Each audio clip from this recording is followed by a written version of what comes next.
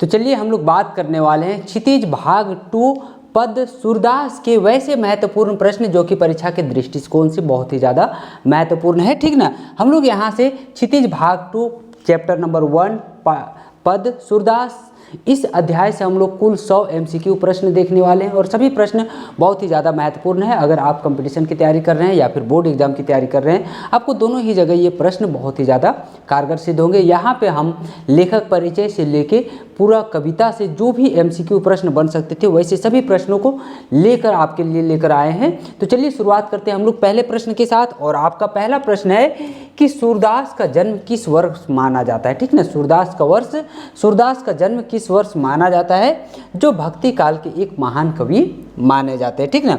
उनका जन्म वर्ष किस अनुसार माना जाता है, 1478 ईस्वी, 1500 ईस्वी, 1520 ईस्वी या फिर 1600 ईस्वी। तो सूरदास का जन्म किस वर्ष माना जाता है, तो सूरदास का जन्म वर्ष 1478 ईस्वी माना जाता है, ठीक ना। सूरदास का जन्म कौन से वर्ष माना जाता है, तो 1478 ईस्वी माना जाता है। फिर प्रश्न है कि एक मान्यता के अनुसार, ठीक ना, एक अलग मान्यता के अनुसार सूरदास का जन्म मथुरा के निकट किस स्थान पर हुआ था, ठीक ना। मथुरा के निकट कौन से स्थान पर सूरदास का जन्म हुआ था, गोकुल में, रुनकता में, वृंदावन या फिर आगरा में। तो सूरदास का जन्म मथुरा के निकट कौन सी जगह पर हुआ था, तो उनका गांव का नाम था रुनकता, ठीक ना। सूरदास का जन्म कौन सी जगह पे हुआ था, कौन से स्थान पे हुआ था, तो रुनकता में हुआ था, ठीक ना। एक मान्यता के अनुसार से ये माना जाता है कि सूरदास का जन्म रुनकता गांव में हुआ था। फिर प्रश्न है कि एक और अन्य मान्यता है, ठीक ना। तो दूसरी मान्यता के अनुसार सूरदास का जन्म दिल्ली के पास माना जाता है, ठीक ना। आप यहाँ से दो प्रश्न पूछते हैं। एक मान्यता है कि मथुरा के आसपास माना जाता है और दूसरा मान्यता क्या है कि दिल्ली के आसपास किस स्थान पर हुआ था, ठीक ना। दिल्ली के पास में कौन से स्थान पर हुआ था, काशी में, मथुरा से ही या फिर अयोध्या में। तो दूसरी मान्यता के अनुसार सूरदास का जन्म कहाँ पर हुआ था, तो दिल्ली के सीही क्षेत्र में हुआ था, ठीक ना। दूसरी मान्यता के अनुसार सूरदास का जन्म दिल्ली के कहाँ पर हुआ था, तो दिल्ली के सीही क्षेत्र में हुआ था। फिर प्रश्न है कि महाप्रभु, ठीक ना, महाप्रभु वल्लभाचार्य के शिष्य सूरदास किस प्रसिद्ध कवि समूह के प्रमुख कवि थे, ठीक ना। नवछाप, अष्टछाप, पंचछाप या फिर सप्तछाप। तो महाप्रभु वल्लभाचार्य के शिष्य सूरदास प्रसिद्ध कौन से कवि थे, तो वो अष्टछाप के कवि थे, ठीक ना।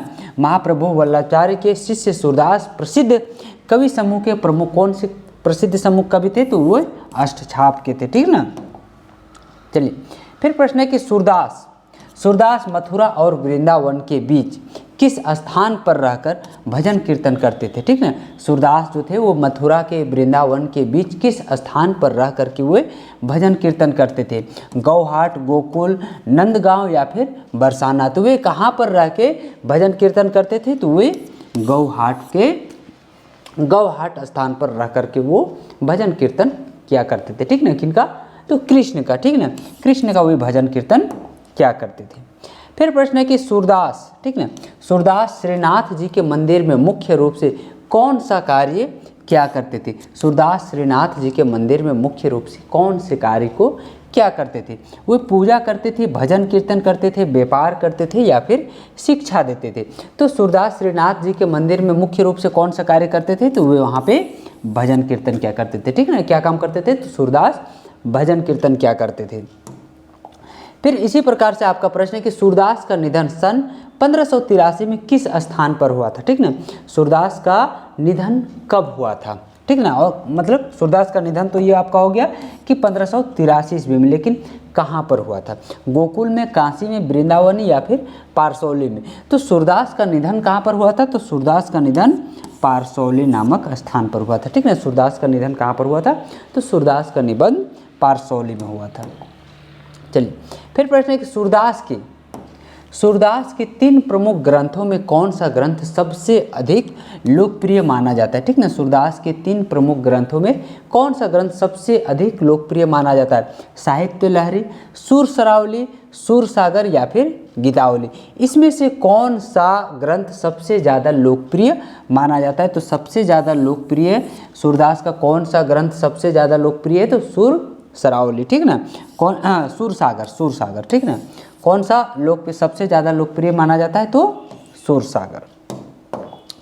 चलिए फिर प्रश्न है सूरदास की कविता में, ठीक ना, सूरदास की कविता में भारतीय समाज के किस जीवन का अंतरंग चित्रण मिलता है, ठीक ना, शहरी जीवन का, खेती और पशुपालन जीवन का, व्यापार जीवन का, या फिर राज दरबारी जीवन का। तो सूरदास के ठीक ना, सूरदास की कविता में भारतीय समाज के किस जीवन का अंतरा चित्रण मिलता है, तो उनके खेती और पशुपालन जीवन का, ठीक ना। कौन से जीवन का चित्रण उनके कविताओं में देखने को मिलता है हमें, तो खेती और पशुपालन जीवन को, वे गांव से जुड़े हुए कविता लिखा करते थे। फिर प्रश्न है आपका कि सूरदास को मुख्य रूप से किस रस का श्रेष्ठ कवि माना जाता है, ठीक ना, सूरदास को मुख्य रूप से कौन से रस का श्रेष्ठ कवि माना जाता है, वीर रस, करुणा रस, वात्सल्य और श्रृंगार रस, या फिर हास्य रस। तो उन्हें कौन से रस का कवि माना जाता है, तो उन्हें वात्सल्य और श्रृंगार रस का कवि माना जाता है, ठीक ना, सूरदास को वात्सल्य और श्रृंगार रस का श्रेष्ठ कवि माना जाता है।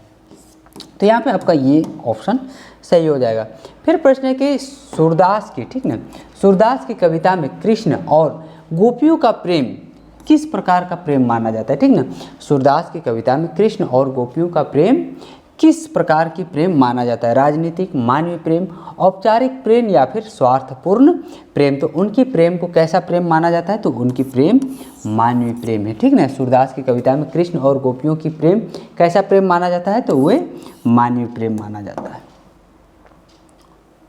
सूरदास ने, ठीक ना, प्रश्न है कि सूरदास ने अपनी कविता के माध्यम से सामान्यतः मनुष्यों से किस भावना को जगाने का प्रयास किया है, ठीक ना, सूरदास ने अपनी कविता के माध्यम से सामान्यतः मनुष्यों में किस भावना को जगाने का प्रयास किया है, भय, हीनता, जीने की ललक, या फिर क्रोध। तो इन्होंने कौन सी भावना को जगाने का प्रयास किया है, तो जीने की लालसा को, ठीक है ना, जीने की इच्छा को। लोग जीने की इच्छा खत्म कर देते तो वे जीने की इच्छा को जगाने का प्रयास किए, ठीक है ना। तो यहाँ पे ऑप्शन नंबर सी हो जाएगा। सूरदास की कविता में, ठीक ना, सूरदास की कविता में किस भाषा का अत्यंत निखरा और सुंदर रूप हमें दिखाई देता है, ठीक ना, सूरदास की कविता में हमें किस भाषा का अत्यंत निखरा और सुंदर रूप दिखाई देता है, अवधेय, ब्रज भाषा, उर्दू, या फिर संस्कृत। तो हमें इनके कौन से क्या निखरा हुआ दिखाई देता है, तो इनके ब्रज भाषा, ठीक ना। ये सूरदास कौन सी भाषा में अपनी कविताएं लिखा करते थे, तो ये ब्रज भाषा में अपनी कविताएं लिखा करते, ठीक ना। सूरदास कविता में कौन सा भाषा में ये लिखा करते थे, तो ये ब्रज भाषा में लिखा करते थे। फिर प्रश्न है आपका कि सूरदास की कविता किस परंपरा से जुड़ी हुई श्रेष्ठ कड़ी मानी जाती है, ठीक ना, सूरदास की कविता किस परंपरा से जुड़ी हुई श्रेष्ठ कविता मानी जाती है, शास्त्रीय परंपरा, धार्मिक परंपरा, राज दरबारी परंपरा, या फिर लोकगीत परंपरा। तो ये सूरदास की कविता किस परंपरा से जुड़ी हुई कड़ी मानी जाती है, तो इनकी सभी कविताएं लोकगीत परंपरा से जुड़ी हुई कविता मानी जाती है, ठीक ना, लोकगीत से। तो ऑप्शन नंबर यहाँ पे डी इसका हो जाएगा। फिर प्रश्न है कि उद्धव तुम हो अति बड़भागी, ठीक ना। अब हम लोग कविता खंड में हम लोग पहुँचे। अभी तक हम लोग लेखक परिचय से कुछ प्रश्न देख चुके, अब हम लोग कविता खंड से देखते हैं कि कविता से क्या क्या प्रश्न है, ठीक ना। प्रश्न देखेंगे कि उद्धव तुम हो अति बड़भागी पंक्ति में गोपियाँ उद्धव को किस रूप में संबोधित करती है, ठीक ना, अभागा के रूप में, सौभाग्यशाली, साधारण, या फिर दुखी। तो देखिए यहाँ पे वो लोग कहना क्या चाह रही है कि तुम बहुत ज़्यादा भाग्यवान हो।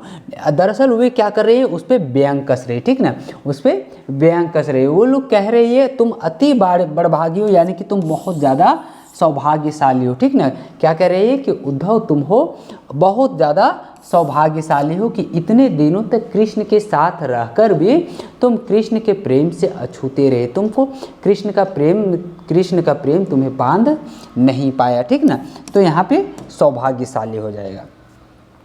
फिर है कि पहले पद में गोपियाँ उद्धव को प्रेम से दूर रहने वाला किस प्रकार का व्यक्ति बताती है, ठीक ना, प्रेमी, विरक्त, अनुरागीन, या फिर भक्त। तो उन्होंने क्या बताया है, तो पहले पद में गोपियाँ उद्धव को प्रेम से दूर रहने वाला अनुरागहीन व्यक्ति बताई है, ठीक ना। उन्होंने बताया है कि तुम्हारे अंदर प्रेम भावना, मोह, माया, इस टाइप का कोई चीज़ ही नहीं है, ठीक ना। तुम तो कमल के पत्ते की समान हो, ठीक ना। तुम तो तेल मालिश की गई गगरी के समान हो।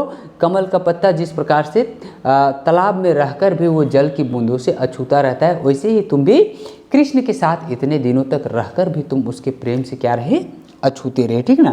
तो ये अनुरागहीन हो जाएगा। फिर प्रश्न है कि पुरैन पात रहत जल भीतर, ठीक ना। क्या कह रहा है कि पुरैन पात रहत जल भीतर उदाहरण से गोपियाँ किस बात को स्पष्ट करती हैं, ठीक ना। जल का महत्व, प्रेम से दूरी, ज्ञान का महत्व या फिर भक्ति का महत्व। तो इस माध्यम से वो लोग क्या कह रही है, तो तुम प्रेम से बहुत अधिक दूर हो, ठीक ना। जिस प्रकार से कमल का पत्ता जल के भीतर रहकर भी वो जल से अछूता रहता है, उसी प्रकार तुम कृष्ण के साथ रहकर भी तुम उसके प्रेम से अछूते रहे, ठीक ना। तो क्या कह रही है कि वे प्रेम से दूर है, ठीक ना। जयो जल माह तेल की गागरे, उपमा के माध्यम से किस बात को समझाया गया है, ठीक ना। इस उपमा के माध्यम से क्या समझाने का प्रयास, प्रेम की गहराई, भक्ति का महत्व, ज्ञान की शक्ति या फिर दूरी और अलगाव। तो इस माध्यम से क्या समझाने का प्रयास किया गया है, तो इस माध्यम से बताया गया है दूरी और अलगाव कि तुम किस प्रकार से कृष्ण से दूर हो तो उसके पास, लेकिन उसके प्रेम से किस प्रकार से तुम दूर हो, ठीक ना। तो जयो माँ तेल की गागरे। फिर प्रश्न है आपका कि पहले पद में, ठीक ना, पहले पद में गोपियाँ प्रेम नदी में पैर न रखने वाले व्यक्ति को किस रूप में बताती है, प्रेमी, ज्ञानी, या फिर भक्त, अनभिज्ञ या फिर भक्त। तो वो लोग क्या बताती हैं, तो वो लोग पहले पद में गोपियाँ प्रेम नदी पर पैर न रखने वाले व्यक्ति को अनभिज्ञ बताती है, ठीक ना। यानी कि उसे मतलब किसी प्रकार का कोई मोह माया है ही नहीं, ठीक ना। उसे किसी प्रकार की भी कोई मोह माया नहीं, वो मोह माया से परे व्यक्ति है। फिर प्रश्न है आपका कि सूरदास, ठीक ना, सूरदास अबला हम भोरे, ठीक ना, सूरदास अबला हम भोरे पंक्ति में गोपियाँ स्वयं को किस रूप में प्रस्तुत करती है, ठीक ना। स्वयं को वे लोग क्या बताती है, सरल और भोली, बुद्धिमान, शक्तिशाली या फिर क्रोधित। तो वो लोग पहले सूरदास अबला हम भोरी, वो लोग क्या कर रहे हैं कि हम लोग तो क्या है, सरल और भोली हैं, ठीक ना। हम तो अबला नारी हैं, ठीक ना, हम तो सरल और भोली हैं, लेकिन तुम तो इतने ज्ञानी हो, फिर भी तुम कृष्ण के साथ रहकर भी तुम उसके प्रेम से अछूते रहे, है ना। फिर प्रश्न है कि दूसरे पद में मन ही मांझ रही, ठीक ना। क्या प्रश्न है कि मन ही मांझ रही में गोपियों का कौन सी स्थिति व्यक्त की गई, ठीक ना। इसमें कौन सी स्थिति व्यक्त की, खुशी, मन की बात छिपी रहना, क्रोध या फिर उत्साह। क्या बात किया गया है, तो इसमें बताया गया है कि मन की बात छिपी रहना, ठीक ना। मन की मांझ रही मतलब मन के अंदर ही मेरा प्रेम छिपा रह गया, ठीक ना, उसे कभी बाहर लाने का मौका ही नहीं मिला। फिर प्रश्न है कि गोपियाँ अपनी पीड़ा किससे कहने में असमर्थ महसूस करती है, ठीक ना। गोपियाँ अपनी पीड़ा को किसे कहने में अपने आप को असमर्थ महसूस करती है, कृष्ण से, उद्धव से, किसी से भी या फिर समाज से। तो वो लोग किसे कहने में असमर्थ महसूस करती है, तो वो किसी से भी कहने में असमर्थ महसूस करती है, ठीक ना। वो लोग किसी से भी अपनी बात नहीं कहना चाहते हैं।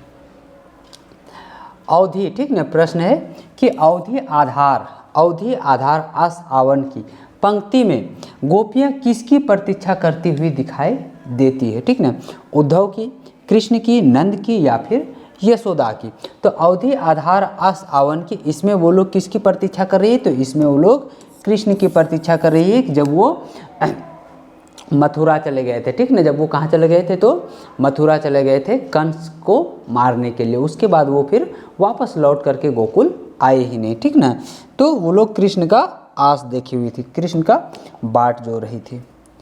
फिर प्रश्न है कि गोपियाँ कृष्ण के वियोग में अपने तन और मन की कौन सी स्थिति बताती है, ठीक ना। गोपियाँ कृष्ण के वियोग में अपने तन मन की कौन सी स्थिति, आनंद, शांति, पीड़ा और व्यथता या फिर उत्साह।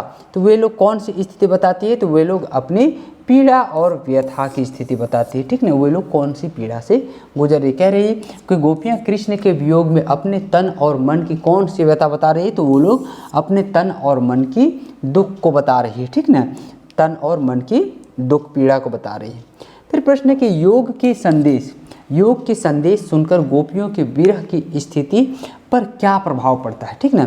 योग के संदेश सुनकर गोपियों की विरह की स्थिति में क्या प्रभाव पड़ता है, क्या उनकी कम हो जाती है विरह, बदल जाता है, समाप्त हो जाता है या फिर और ज़्यादा बढ़ जाता है। तो जैसे ही वो लोग जैसे ही उद्धव आके ये कहता है कि कृष्ण अब नहीं आएगा, आप लोग उसे भूल जाइए, तब उनका दुख क्या हो जाता है, और ज़्यादा बढ़ जाता है, ठीक ना। जैसे आप लोग भी जानते होंगे, जब आपके किसी प्रेमी के या प्रेमिका की शादी हो रही होती है, तब जब वो जब आके कहती है कि तुम हमें भूल जाओ, हम किसी और के होने चले, तो दुख और ज़्यादा बढ़ जाता है। उसी प्रकार से यहाँ पर भी कृष्ण गोपियों के साथ ऐसे ही हुआ, ठीक ना, कि जब उद्धव आके ये कहता है कि तुम कृष्ण को भूल जाओ, तो उनकी धधकती हुई आग और ज़्यादा बढ़ जाती है, ठीक ना, तो और वो बढ़ जाती है। फिर देखिए, फिर अगला प्रश्न है बिरहनी बिरह दही, ठीक ना। बिरहनी बिरह दही पंक्ति में गोपियों की कौन सी भावना व्यक्त हुई, ठीक ना। इसमें गोपियों की कौन सी भावना व्यक्त हुई, वियोग की तीव्र पीड़ा, खुशी, क्रोध या फिर उत्साह। तो बिरहनी बिरह दही पंक्ति में गोपियों की कौन सी भावना व्यक्त हुई है, तो इसमें उनकी वियोग की तीव्रता पीड़ा, ठीक ना, वियोग की तीव्र पीड़ा उन्हें और ज़्यादा बढ़ गई, उनकी पीड़ा और ज़्यादा बढ़ जाती है। तीसरे पद में गोपियाँ कृष्ण को अपने जीवन में किस रूप में मानती है, ठीक ना। तीसरे पद में गोपियाँ कृष्ण को अपने जीवन में किस रूप में मानती है, मित्र, आराध्य, राजा या फिर गुरु। तो उन्होंने तीसरे पद में गोपियाँ कृष्ण को अपने जीवन किस रूप में मानती है, तो उन्हें अपना आराध्य मानती है, ठीक ना, कि सोते जागते दिन रात हम कृष्ण का ही नाम जपते रहते हैं, ठीक ना। सोवत जागत मतलब दिन रात सोते जागते उठते बैठते खाते पीते सब वो लोग कान्हा कान्हा ही जपती है, ठीक ना, तो वो उन्हें अपना आराध्य मानती है। हमारे हरी हारेल की लकड़ी पंक्ति में गोपियों का कृष्ण से कैसा संबंध व्यक्त हुआ है, अस्थायी, अटूट और दृढ़, औपचारिक या फिर कमजोर। तो कैसा संबंध है, तो अटूट और दृढ़, ठीक ना। जब तक जिस दिन प्राण छूटेगा उसी दिन कृष्ण का ख्याल छूटेगा, अन्यथा जब तक जीवित रहेंगी कृष्ण को हम भूल ही नहीं सकते, ठीक ना। वे लोग कह रहे हैं कि अटूट प्रेम है उनसे। गोपियाँ जागते सोते, ठीक ना, गोपियाँ जागते सोते और स्वप्न में भी किसका स्मरण करती रहती है, ठीक ना। गोपियाँ जागते सोते और स्वप्न में भी किसका स्मरण करती है, नंद, यशोदा, उद्धव या फिर कृष्ण का। तो गोपियाँ जागते सोते किसका स्मरण करती है, तो कृष्ण का स्मरण क्या करती है, ठीक ना। किसका स्मरण करती है, तो कृष्ण का स्मरण क्या करती है।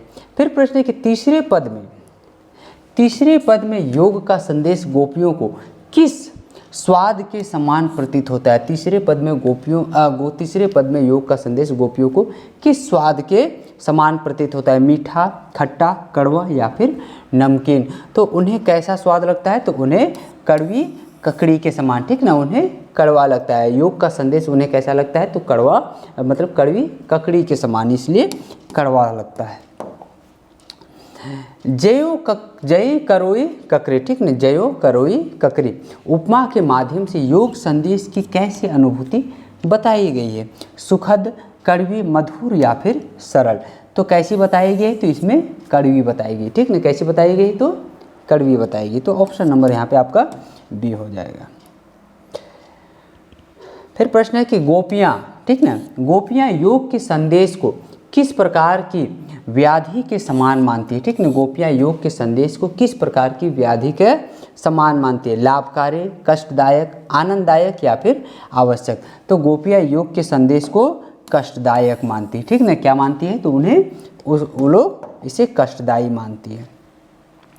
चौथे पद में गोपियाँ कृष्ण के बारे में कौन सी बात कहती है, वे साधु हैं, वे राजा हैं, वे गुरु हैं या फिर वे राजनीतिक पढ़ करके आए हैं। तो चौथे पद में वे क्या कहती हैं कि कृष्ण अब एक तो पहले से ही चतुर थे, अब ऊपर से वो क्या पढ़ कर आ गए हैं, तो पहले से ही तो एक तो चतुर थे, अब वो ऊपर से राजनीतिक पढ़ के आ गए हैं, तो अब वो राजनीति झाड़ रहे हैं ना। तो क्या कहती है कि वे राजनीतिक पढ़ करके आए हैं। तो आपका ऑप्शन नंबर यहाँ पे डी हो जाएगा। फिर प्रश्न है कि समझी बात कहत मधुकर की, समझी बात कहत मधुकर की पंक्ति में मधुकर शब्द किसके लिए प्रयुक्त हुआ है? कृष्ण, नंद, उद्धव या फिर बलराम के लिए। तो ये मधुकर शब्द किसके लिए प्रयुक्त हुआ है? तो यह उद्धव के लिए प्रयुक्त हुआ है। ठीक ना, किसके लिए प्रयोग हुआ है? तो यह उद्धव के लिए प्रयोग हुआ है। गोपियों के अनुसार कृष्ण पहले से ही कैसे स्वभाव के व्यक्ति थे? ठीक ना, गोपियों के अनुसार कृष्ण पहले से ही कैसे स्वभाव के व्यक्ति थे? सरल, चतुर, क्रोधित या फिर शांत। तो गोपियों के अनुसार कृष्ण पहले से ही क्या थे? तो पहले से ही वे चतुर थे। ठीक ना, पहले से ही वो क्या थे? चतुर थे, और ऊपर से वो राजनीतिक पढ़ करके आ गए हैं। फिर प्रश्न है आपका कि चौथे पद में गोपियाँ किसके कारण कृष्ण की बुद्धि बढ़ी हुई मानती है? शिक्षा, धन, युद्ध या फिर गुरु ग्रंथ। तो किसके कारण से उनकी शिक्षा बढ़ी हुई मानती है? तो कहती है शिक्षा के कारण। ठीक ना, कि गोपियाँ चौथे पद में गोपियाँ किसके कारण कृष्ण को बुद्धि बढ़ी हुई मानती है? तो शिक्षा के कारण। ठीक ना, आपका यहाँ पे ऑप्शन नंबर ए हो जाएगा। गोपियों के अनुसार कृष्ण ने योग का संदेश किसके माध्यम से भेजा है? ठीक ना, नंद, यशोदा, बलराम या फिर उद्धव के माध्यम से। तो गोपियों के अनुसार कृष्ण ने योग का संदेश किसके माध्यम से भेजा है? तो उद्धव के माध्यम से। उद्धव ही क्या लेकर आया था? तो उद्धव ही योग का संदेश लेकर के पहुंचा था। ठीक ना, तो यहाँ पे हो जाएगा आपका डी नंबर। गोपियाँ उद्धव को किस प्रकार के लोगों में गिनती है? साधारण, भले और सज्जन, क्रोधित या फिर कठोर। तो गोपियाँ जो है वो उद्धव को किस श्रेणी के लोगों में गिनती है? तो भले और सज्जन मानुष की गिनती में। ठीक ना, गोपियाँ उद्धव को किस प्रकार के लोगों में गिनती रखती है? तो भले और सज्जन मानुष के। चौथे पद में गोपियाँ किस बात को अनिति मानती है? ठीक ना, चौथे पद में गोपियाँ किस बात को अनिति मानते? प्रेम करना, ज्ञान देना, प्रजा को सताना या फिर शिक्षा देना। तो किस बात को अनिति वे लोग मानती हैं? तो वे लोग मानती हैं प्रजा को सताना। ठीक ना, कि कृष्ण हमारा राजा है और उनका काम है प्रजा की रक्षा करना, प्रजा की सुख दुख में साथ देना, और न कि प्रजा को सताना। ठीक ना, तो यहाँ पे आपका हो जाएगा ऑप्शन नंबर सी। फिर देखिए अगला प्रश्न कि सूरदास के अनुसार सच्चा राजधर्म क्या होना चाहिए? ठीक ना, धन का बढ़ाना, युद्ध करना, प्रजा को कष्ट न देना या फिर राज्य विस्तार करना। तो सूरदास के अनुसार सच्चा राजधर्म क्या होना चाहिए? तो प्रजा को कभी कष्ट ही न देना। ठीक ना, क्या होना चाहिए? तो प्रजा को कभी कष्ट न देना। सूरदास के पदों में गोपियों का कृष्ण के प्रति प्रेम किस भावना से भरा हुआ है? ईर्ष्या भावना, भक्ति भावना, क्रोध या फिर भय। तो सूरदास के पदों में गोपियों का कृष्ण का कौन सा भावना है? तो भक्ति का भावना है। ठीक ना, कौन सा भावना से भरा हुआ है? तो ये भक्ति की भावना से भरा हुआ है। गोपियाँ उद्धव के योग संदेश को किस कारण स्वीकार नहीं कर पाती है? ठीक ना, गोपियाँ उद्धव के योग संदेश को किस कारण से स्वीकार नहीं कर पाती? कठिन होने के कारण, प्रेम के कारण, नया होने के कारण या फिर लंबा होने के कारण। तो गोपियाँ इतना अधिक कृष्ण से प्रेम ही करती थी कि योग का संदेश वे स्वीकार नहीं करती है। ठीक ना, वे लोग योग का संदेश स्वीकार ही नहीं करती है। तो वे लोग कौन से कारण से? तो प्रेम के कारण से। सूरदास के पदों में प्रेम को किस मार्ग से श्रेष्ठ बताया गया है? ठीक ना, सूरदास के पदों में प्रेम को किस मार्ग से श्रेष्ठ बताया गया है? युद्ध मार्ग, ज्ञान मार्ग, भक्ति मार्ग या फिर व्यापार मार्ग। तो किस मार्ग से श्रेष्ठ बताया गया है? तो भक्ति मार्ग से। ठीक ना, सूरदास के पदों में प्रेम को किस मार्ग से श्रेष्ठ बताया गया है? तो भक्ति मार्ग से। फिर आपका प्रश्न बनता है कि गोपियों का कृष्ण के प्रति प्रेम किस प्रकार के संबंध को दर्शाता है? ठीक ना, गोपियों का कृष्ण के प्रति प्रेम किस प्रकार के संबंध को दर्शाता है? सामाजिक, आध्यात्मिक, राजनीतिक या फिर आर्थिक। तो क्या दर्शाता है? तो आध्यात्मिक प्रेम को। ठीक ना, कौन से प्रेम को दर्शाता है? तो आध्यात्मिक प्रेम को, आध्यात्मिक प्रेम से संबंध दर्शाता है। सूरदास के पदों में गोपियों का तर्क किस बात की श्रेष्ठता सिद्ध करता है? ठीक ना, सूरदास के पदों में गोपियों का तर्क किस बात की श्रेष्ठता सिद्ध करता है? प्रेम, ज्ञान, धन या फिर शक्ति। तो क्या सिद्ध करता है? तो यह प्रेम को सिद्ध करता है, ठीक ना। सूरदास के पदों में गोपियों का तर्क किस बात की श्रेष्ठता सिद्ध करता है? तो प्रेम की श्रेष्ठता। सूरदास की कविता में ब्रज का वातावरण किस भावना से परिपूर्ण दिखाई देता है, ठीक ना। सूरदास की कविता में ब्रज का वातावरण किस भावना से परिपूर्ण दिखाई देता है? युद्ध, प्रेम और भक्ति, व्यापार या फिर राजनीति। तो क्या दिखाई देता है? तो इसमें प्रेम और भक्ति, ठीक ना। सूरदास की कविता में ब्रज का वातावरण किस भावना से परिपूर्ण दिखाई देता है? तो प्रेम और भक्ति से यह परिपूर्ण दिखाई देता है। फिर आपका है कि गोपियों के अनुसार सच्चे प्रेम में कौन सी भावना सबसे महत्वपूर्ण होती है? गोपियों के अनुसार सच्चे प्रेम में कौन सी भावना सबसे ज़्यादा महत्वपूर्ण होती है? अहंकार, भय, क्रोध या फिर समर्पण। तो क्या होता है? तो इसमें आपका हो जाएगा कि गोपियों के अनुसार सच्चा प्रेम में समर्पण होना चाहिए, ठीक ना। क्या होना चाहिए? तो समर्पण होना चाहिए। तो ऑप्शन यहाँ पे आपका हो जाएगा डी नंबर। सूरदास के पदों में कृष्ण के प्रति गोपियों का प्रेम, ठीक है। सूरदास के पदों में कृष्ण के प्रति गोपियों का प्रेम किस प्रकार की निष्ठा को दर्शाता है? अस्थायी, अटूट, स्वार्थी या फिर कमजोर। तो किसको दर्शाता है? तो ये आपका हो जाएगा अटूट प्रेम को, ठीक ना। किसे दर्शाता है? तो सूरदास के पदों में कृष्ण के प्रति गोपियों का अटूट प्रेम को दर्शाता है, ठीक ना। अटूट प्रेम को दर्शाता है। तो आपका हो जाएगा ऑप्शन नंबर बी। सूरदास के पदों का मुख्य संदेश मनुष्य को किस मार्ग पर चलने की प्रेरणा देता है, ठीक ना। सूरदास के पदों का मुख्य संदेश मनुष्य को किस मार्ग पर चलने की प्रेरणा देता है? धन के मार्ग, ज्ञान के मार्ग, प्रेम और भक्ति के मार्ग या फिर युद्ध का मार्ग। तो कौन से मार्ग में चलने की प्रेरणा देती है? तो प्रेम और भक्ति के मार्ग में चलने की प्रेरणा देती है, ठीक ना। सूरदास के पदों का मुख्य संदेश मनुष्य को क्या देता है? तो प्रेम और भक्ति के मार्ग में चलने का। सूरदास की कविता भारतीय समाज के किस जीवन का सजीव चित्र प्रस्तुत करती है, ठीक ना। सूरदास की कविता भारतीय समाज के किस जीवन का सजीव चित्र पर? शहरी जीवन, ग्रामीण जीवन, औद्योगिक जीवन या फिर राजनीतिक जीवन। तो कौन से जीवन को प्रस्तुत करती है? तो ये आपका हो जाएगा ग्रामीण जीवन को, ठीक ना।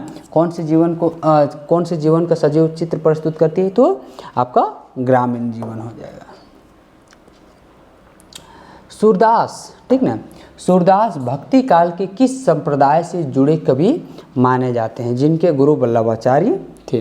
रामनंदी, पुष्टि मार्ग, नाथपंथ या फिर सूफी। तो कौन से किसके कवि माने जाते हैं? तो पुष्टि मार्ग के, ठीक ना। सूरदास भक्ति काल के किस संप्रदाय से जुड़े कवि माने जाते हैं? तो पुष्टि मार्ग, ठीक ना। किस संप्रदाय से? तो पुष्टि मार्ग के। अष्टछाप के कवियों में सूरदास को सबसे अधिक प्रसिद्ध और लोकप्रिय क्यों माना जाता है, ठीक ना। आखिर इन्हें सबसे अधिक लोकप्रिय और सबसे श्रेष्ठ क्यों माना जाता है? क्या इनकी भाषा के कारण से, भक्ति के कारण से, पदों की संख्या और प्रभाव के कारण से या फिर राजनीतिक कारण से? तो क्यों माना जाता है? तो पदों की संख्या और प्रभाव के कारण से, ठीक ना। अष्टछाप के कवियों में सूरदास को सबसे अधिक प्रसिद्ध और लोकप्रिय क्यों माना जाता है? तो पदों की संख्या और प्रभाव के कारण से, ठीक ना। सूरदास की कविता में ब्रज क्षेत्र के ग्रामीण जीवन का चित्रण किस प्रकार से हमें दिखाई देता है? कृत्रिम, स्वाभाविक और जीवंत, कठोर या फिर औपचारिक। तो हमें कैसी दिखाई देती है? तो स्वाभाविक और जीवंत दिखाई देती है, ठीक ना। किस प्रकार दिखाई देती है? तो स्वाभाविक और जीवंत। सूरदास की रचनाओं में, ठीक ना, सूरदास की रचनाओं में कृष्ण और गोपियों के प्रेम को किस प्रकार प्रतिष्ठित किया गया है, ठीक ना। सूरदास की रचनाओं में कृष्ण और गोपियों के प्रेम को किस प्रकार से प्रतिष्ठित किया गया है? दार्शनिक प्रेम, मानवीय प्रेम, औपचारिक प्रेम या फिर राजनीतिक प्रेम। तो कैसे प्रेम को प्रतिष्ठित किया गया है? तो मानवीय प्रेम को, ठीक ना। कैसे प्रेम? तो मानवीय प्रेम को। सूरदास की कविता सामान्य मनुष्यों में कौन सी सकारात्मक भावना उत्पन्न करने का प्रयास करती है? भय, निराशा, जीने की प्रेरणा या फिर क्रोध। तो कैसी बात दर्शाती है? तो आपका हो जाएगा जीने की प्रेरणा, ठीक ना। सूरदास की कविता सामान्यतः मनुष्य में कौन सी सकारात्मक भावना उत्पन्न करने का प्रयास करती है, तो जीने की प्रेरणा, ठीक ना। कौन सी हो जाएगी, तो जीने की प्रेरणा। अपरस रहत स्नेह तगाते, अपरस रहत स्नेह तगाते पंक्ति में गोपियाँ उद्धव को किस प्रकार का व्यक्ति बताती है, प्रेममय, अनुरागहीन, क्रोधित या फिर भक्त। तो उन्हें कैसा बताती है, तो उन्हें हो जाएगा अनुरागहीन, ठीक ना। कैसा बताती है, तो बिल्कुल अनुरागहीन बताती है। गोपियाँ उद्धव की तुलना किस वस्तु से करती है जो जल में रहकर भी कभी भीगता ही नहीं, ठीक ना। आखिर किसके साथ उनकी तुलना करती है, जो जल के भीतर रहकर भी वो कभी नहीं भीगता, पत्थर, कमल का पत्ता, लकड़ी या फिर मिट्टी। तो वो किसके साथ तुलना करती है, तो कमल के पत्ते के साथ, के जल के भीतर ये रहता है लेकिन जल का बूंद जल इसे छू तक नहीं पाता है, ठीक ना। कमल का पत्ता में एक दाग तक नहीं लगता है जल का, तो वो हो जाएगा कमल का पत्ते के साथ। पहले पद में, ठीक ना, प्रश्न है कि पहले पद में गोपियाँ तेल से भरे गागर की उपमा देकर किस बात को समझाती है, प्रेम की शक्ति, अलगाव और विरक्ति, ज्ञान की महिमा या फिर योग का महत्व। तो पहले पद में गोपियाँ तेल से भरे गागर की उपमा देकर किस बात को समझाती है, तो आपका यहाँ पे सही जवाब हो जाएगा अलगाव और विरक्ति, ठीक ना। क्या हो जाएगा, अलगाव और विरक्ति। प्रीति नदी में पाँव न बोरियो, प्रीति नदी में पाँव न बोरियो पंक्ति से गोपियाँ उद्धव के किस स्वभाव की ओर संकेत करती, ठीक ना। उद्धव के कौन से स्वभाव की ओर संकेत करती, प्रेमहीनता, क्रोध, दया या फिर साहस। तो आपका यहाँ पे सही जवाब क्या हो जाएगा, प्रेमहीनता, ठीक ना। क्या हो जाएगा, तो प्रेमहीनता। पहले पद में गोपियाँ स्वयं को भोली बताकर किस प्रकार की भावना व्यक्त करती है, ठीक ना। पहले ही पद में गोपियाँ स्वयं को भोली बताकर किस प्रकार की भावना व्यक्त करती है, अभिमान, विनम्रता, क्रोध या फिर भय। तो किस प्रकार की भावना व्यक्त करती है, तो विनम्रता की भावना व्यक्त करती है, ठीक ना। पहले पद में गोपियाँ अपने आप को भोली भाली बता करके क्या बताती है, तो वे लोग विनम्र बताती है अपने आप को, विनम्रता। फिर प्रश्न है कि दूसरे पद में, ठीक ना, दूसरे पद में मन की मन ही मांझ रही, ठीक ना। क्या कह रहा है, तो मन की मन ही मांझ रही पंक्ति से किस भाव की अभिव्यक्ति हुई है, ठीक ना। किस भाव की अभिव्यक्ति हुई है, खुशी, मन की पीड़ा छिपी रहना, उत्सव या फिर गर्व। तो क्या कहती है, तो मन की पीड़ा छिपी रहना, ठीक ना। दूसरे पद में क्या बता रही है, तो मन की पीड़ा छिपी रहना, ठीक ना, मन की पीड़ा छिपी रहना। फिर पढ़ने गोपियाँ अपने हृदय की व्यथा, ठीक ना। गोपियाँ अपने हृदय की व्यथा किससे कहने में असमर्थ व्यक्त करती है, ठीक ना। किससे कहने में अपने आप को असमर्थ व्यक्त करती है, कृष्ण, उद्धव, किसी से भी या फिर नंद से। तो किससे कहने में असमर्थ व्यक्त करती है, तो किसी से भी, ठीक ना। गोपियाँ अपने हृदय की व्यथा किससे कहने में असमर्थ व्यक्त करती है, तो वो किसी से भी अपने दुख नहीं कहना चाहती है, ठीक ना। अवधि आधार आस आवन की पंक्ति में गोपियाँ किसकी प्रतीक्षा करती हुई हमें दिखाई पड़ती है, बलराम की, कृष्ण की, उद्धव की या फिर नंद की। तो अवधि आधार आस आवन की इस पंक्ति में हमें कृष्ण की प्रतीक्षा करती हुई दिखाई देती है। गोपियाँ किसकी प्रतीक्षा कर रही है, तो कृष्ण की आने की प्रतीक्षा कर रही है। तो ऑप्शन यहाँ पे आपका हो जाएगा बी नंबर। फिर प्रश्न है कि कृष्ण के वियोग में, ठीक ना, कृष्ण के वियोग में तन और मन की कैसी स्थिति व्यक्त हुई है, ठीक ना। कृष्ण के वियोग में गोपियों के तन और मन की कैसी स्थिति व्यक्त हुई है, आनंदमय, पीड़ित और व्याकुल या फिर शांत या प्रसन्न। तो इसमें कैसी व्यक्त हुई है, तो ये आपका हो जाएगा पीड़ित और व्याकुल, ठीक ना। कैसी व्यक्त हुई है, तो पीड़ित और व्याकुल। फिर हो जाएगा योग का संदेश बार बार सुनकर गोपियों के विरह की स्थिति में क्या परिवर्तन होता है, ठीक ना।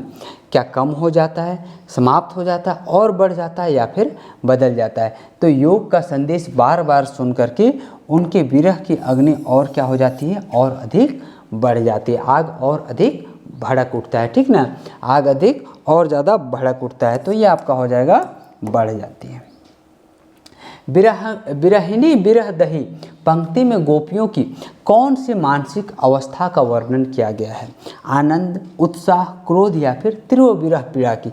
तो कौन सा व्यक्त किया गया है? तो ये आपका हो जाएगा तीव्र विरह पीड़ा की। ठीक ना, क्या हो जाएगा? तीव्र विरह पीड़ा की। तीसरे पद में गोपियाँ कृष्ण को अपने जीवन में किस रूप में स्वीकार करती है? ठीक ना, राजा, प्रियतम और आराध्य, मित्र और गुरु। तो तीसरे पद में गोपियाँ कृष्ण को अपने जीवन में किस रूप में स्वीकार करती है? तो प्रियतम और आराध्य। ठीक ना, क्या हो जाएगा? प्रियतम और आराध्य। हमारे हरी हारेल की लकड़ी, हमारे हरी हारेल की लकड़ी पंक्ति में गोपियों का कृष्ण से कैसा संबंध प्रकट होता है? ठीक ना, दृढ़ और अटूट, अस्थायी, औपचारिक या फिर कमजोर। तो कैसा?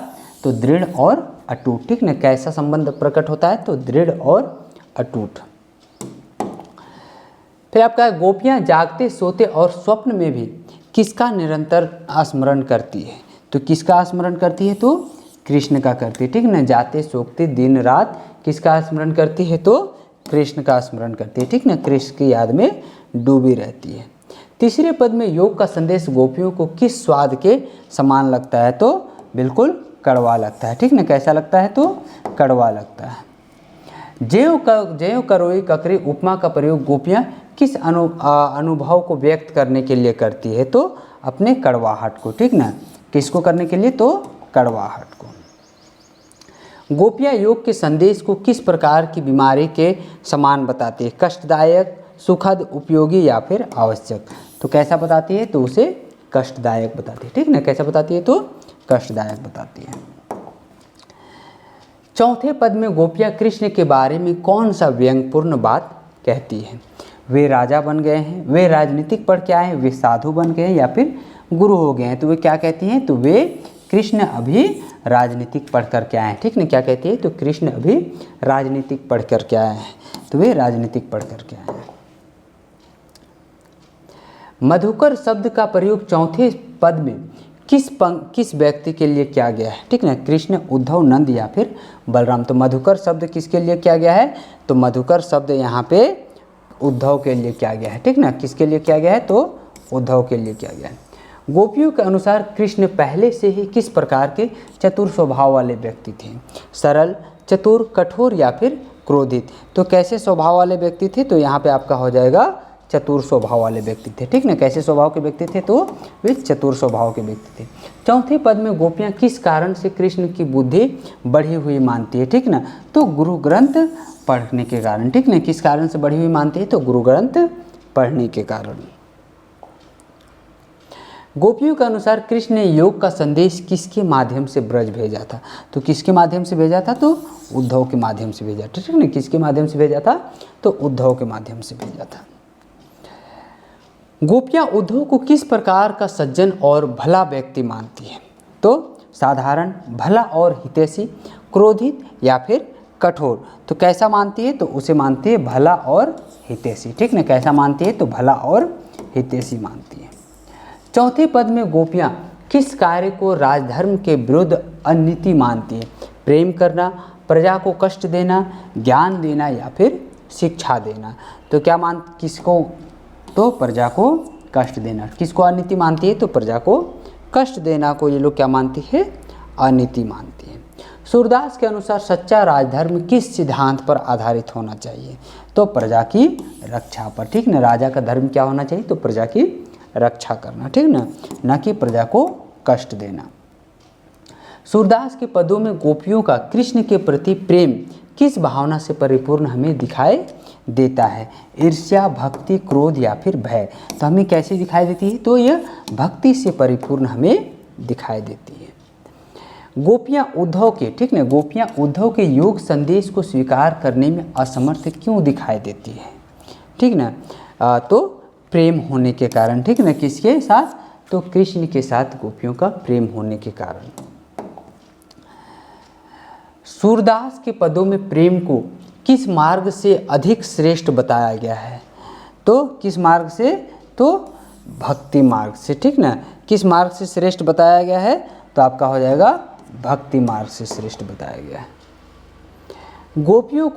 गोपियों का कृष्ण के प्रति प्रेम किस प्रकार के आध्यात्मिक संबंध को प्रतीक माना जाता है, किस संबंध का प्रतीक माना जाता है? सामाजिक संबंध, परमात्मा संबंध, राजनीतिक संबंध या फिर आर्थिक संबंध? तो कौन सा संबंध माना जाता है? तो आत्मा परमात्मा संबंध, ठीक ना। कौन सा आध्यात्मिक संबंध बताया जाता है? तो आत्मा परमात्मा संबंध। सूरदास के पदों में गोपियों का तर्क किस तत्व की श्रेष्ठता सिद्ध करता है? ज्ञान, प्रेम, धन या फिर शक्ति? तो किसको सिद्ध करता है? तो यह आपका हो जाएगा प्रेम को, ठीक ना। किस सिद्ध करता है? तो प्रेम को। सूरदास की कविता में ब्रज का वातावरण किस भावना से परिपूर्ण दिखाई देता है? युद्ध, प्रेम और भक्ति, व्यापार या फिर राजनीति? तो कैसा प्रतीत होता है? तो यह आपका हो जाएगा प्रेम और भक्ति, ठीक ना। कैसा? तो प्रेम और भक्ति। गोपियों के अनुसार सच्चे प्रेम में सबसे आवश्यक कौन सी भावना मानी जाती है? ठीक ना। अहंकार, समर्पण, क्रोध या फिर भय? तो कौन सी भावना मानी जाती है? तो ये आपका हो जाएगा समर्पण की भावना, ठीक ना। कौन सी भावना? तो समर्पण की भावना। सूरदास के पदों में कृष्ण के प्रति गोपियों का प्रेम किस प्रकार की निष्ठा प्रकट करती है? अस्थायी, अटूट, स्वार्थी या फिर कमजोर? तो कैसे प्रकट करती है? तो अटूट, ठीक ना। अटूट निष्ठा प्रकट करती है। सूरदास की कविता का मुख्य उद्देश्य मनुष्य को किस मार्ग पर चलने की प्रेरणा देना है? युद्ध मार्ग, धन मार्ग, प्रेम और भक्ति मार्ग या फिर व्यापार मार्ग? तो किस मार्ग पर चलने की प्रेरणा देता है? तो प्रेम और भक्ति के मार्ग में, ठीक ना। किसमें? तो प्रेम और भक्ति के मार्ग।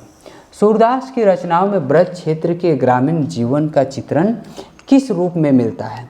कृत्रिम, स्वाभाविक और जीवंत, कठोर या फिर औपचारिक?